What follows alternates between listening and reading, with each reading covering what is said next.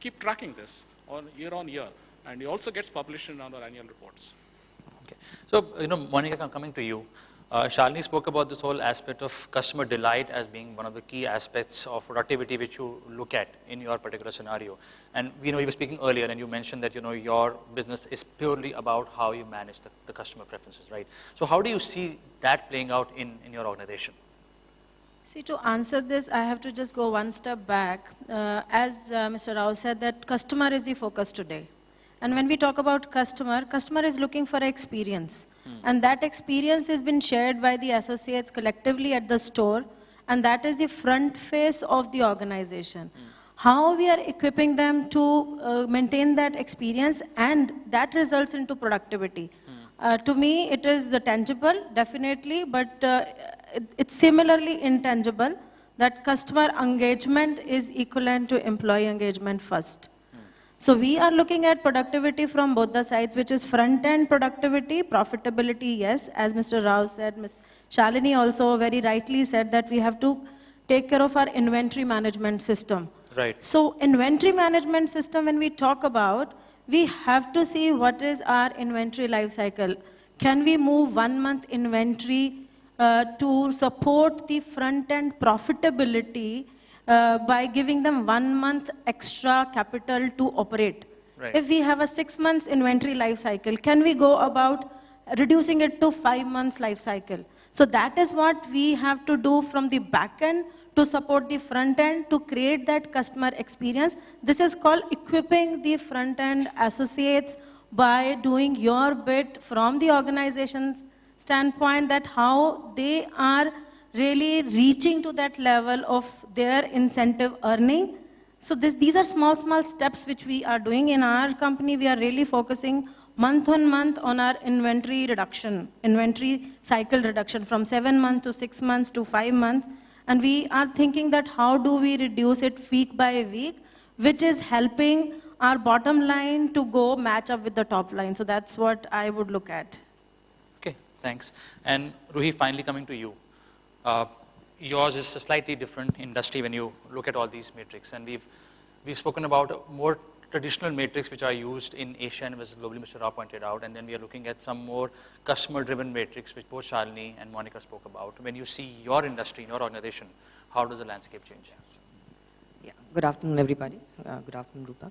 So first, before I give the answer to that, I just wanted to tell there was a gentleman in the audience who had asked in the morning that somebody in his organization asked him, what does HR do?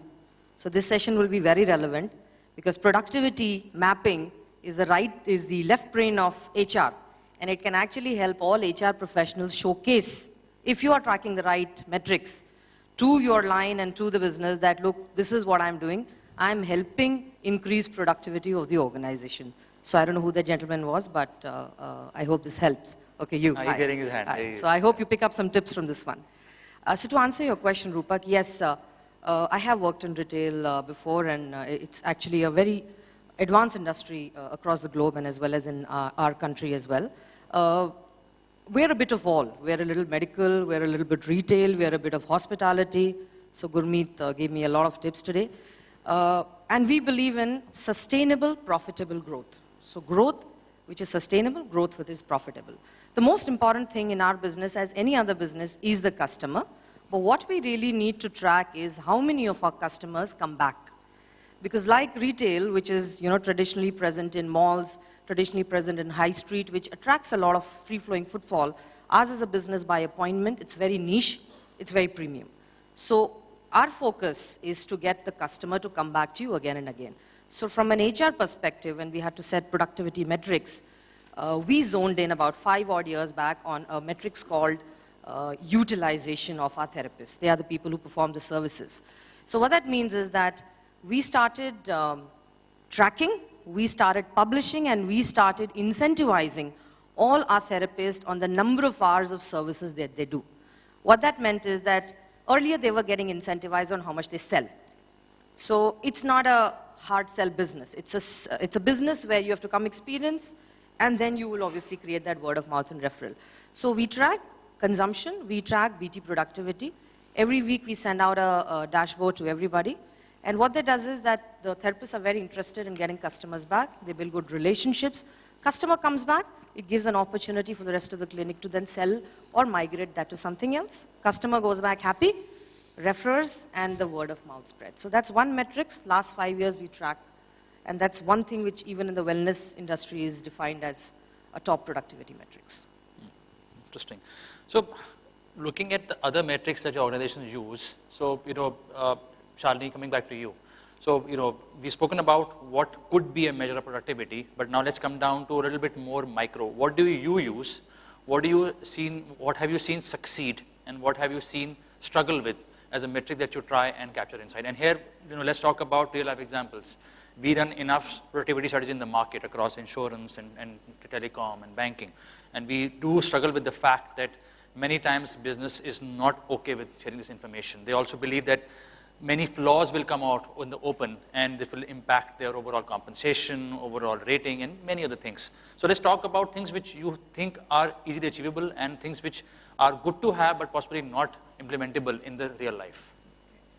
So from a HR perspective, as an organization, we did some, activities in terms of creating certain matrices, whether it is in terms of recruitment, in terms of L&D, and we could succeed in certain aspects in terms that certain things worked out, but certain things didn't.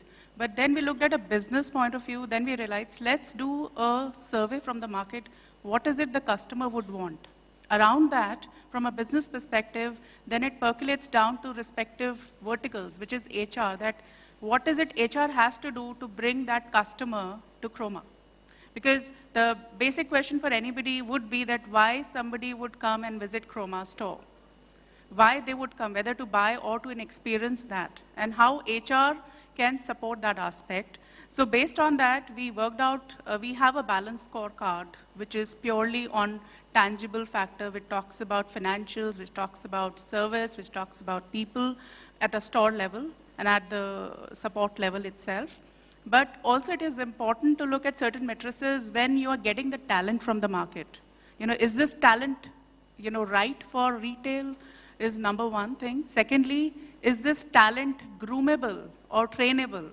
So attitude and potential are two things wherein you would need certain parameters to assess people. So we worked around certain things because every region was recruiting people for retail and putting them in, but when you see the bigger objective that are they aligned to a customer, we could find so many gaps and it didn't work out for us.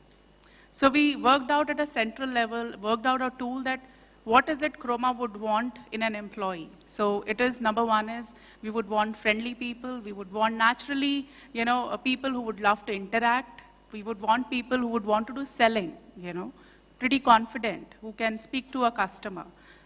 Those are the kind of people we should look at, because grooming them into this kind of a behavioral aspect is a challenge in retail. And I'm sure we all will agree with that, because we get people from various socioeconomic background. And in retail setup, we always have a challenge in terms of the compensation we pay to the frontline staff. And I'm sure all my friends who are here today will agree on that aspect. And the experience or the expectation from the company and from a customer is that the moment I enter a store, I should get the best of the experience. So getting all those inputs, we worked out on various tools, which is, assessing people through a psychometric on these behavioral aspects, and working out a tool through which we get to have an idea about these people, and then training them. So training, when I say, we are talking about not only sales, that how you need to sell, but what kind of a behavior or a body language you will display and articulate to a customer who's just come to experience something, rather than chipcoing a product to him because he's come and I will get my incentive. So we have changed from that perspective, and we have come to a stage wherein we would want people, our staff, to give an experience to a customer rather than selling it and to get more incentive. Because if my customer delight is good, I'm sure my store will do well because I'll get repeat customers. So that's what I can add on here. Okay, interesting. Mr. Rao, is your experience or is your focus similar, or do you see something else that you try to drive when you are looking at productivity? So I'll be more specific to the productivity criteria, because I think we are talking about the productivity and how do we improve the productivity specific to HR, because the reason is in today's competitive world, I think you have to work with less and pay more. So if you need to work with less number of people, and how do you actually bring in that productivity within the organization?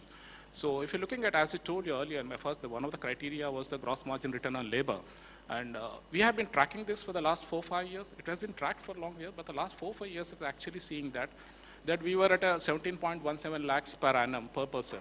And now it has gone up to 19.3 lakhs, there is an improvement, but still a long way to go. Because also comparing with the international benchmark with like Asia, because as I told you, we're part of the Intercontinental Group of Department Stores. So we get some data points of the Asia as well as for the Europe. The second biggest thing is the service intensity. See how much area is each customer care associate is servicing. Because that's one of the points, because again it is the space is related to, is a cost factor. So is one single person is handling a larger area so that the productivity is much higher. So that is one of the factor. In fact, when it comes to Shopper Stop, our associates are actually covering an area of 59 square meters compared to the Asia region, which is about 49 square meters. That means Shopper Stop employees are covering a larger area, so the productivity is much, much higher. The second biggest thing is, of course, the employment cost. When you look at it, the Asia region, the department store category, they are at 8%, we are about 4.7%. So trying to compare with what is happening in the Asia as well as in the Europe, these are the things which you certainly keep tracking it year-on-year basis. The second biggest expense, of course, the training cost. So the training cost is another thing. How do we actually track it? That also, we try to see that we are on par with the other companies, because training as people see always as an expenditure. But of course, there's a lot of investment which gets into it, because a lot of things we need to do. But when it comes to actually budgeting this exercise, the finance guys come and say, is that yielding to results? So then we have this benchmark to convince the finance team, saying that, yes, we are on track with any other department stores. So because our expenditure is about 0.59% of the net sales, compared to 1.06% of the net sales of the Asian department stores in Asia. I think that's why we track the productivity, so that we also know that we are going the right direction. Right. So that's. And Monica, what initiatives have you taken in the past few years to sort of enhance productivity? And in your experience, what has been the impact? What hasn't worked, and what do you think could work? So I'll talk about my 16 months in this organization. Before that, I was with Walmart, so there were different parameters. That was a value retail chain and biggest retailer in the world. I spent about 8 years. So there were productivity was per square feet, brick and mortar, and you talk about your overall inventory, then costings, bottom line, top line. Here in 16 months, what I observed, whether I have shifted from value retail to a fashion apparel retail, but these norms are pretty much, very much tangible and comparable. It is not that something which is working and which is required in the value retail would not work for the fashion retail. We very much, pretty much are really focusing on salary sales ratio, which is we are saying that if it was 9% last year, how do we track that we get it to 5%? So our total bottom line is not going beyond 20% put together, as Mr. Rao said.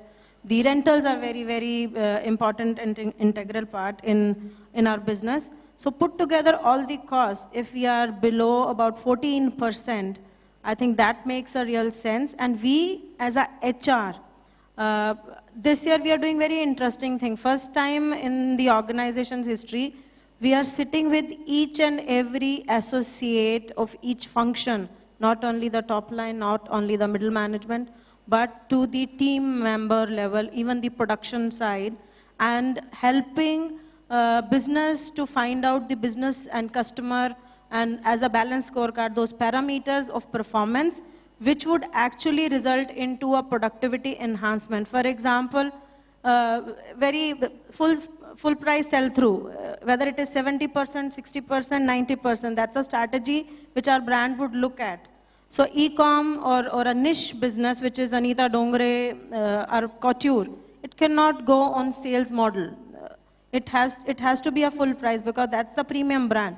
So we are even tracking that it is 90% full sell-through price, or for the mass, which is our fashion retail on and global desi, is it going to be sustainable at 70 or 75 percentile full sell-through price? And again, on the customer side, what is like-to-like growth?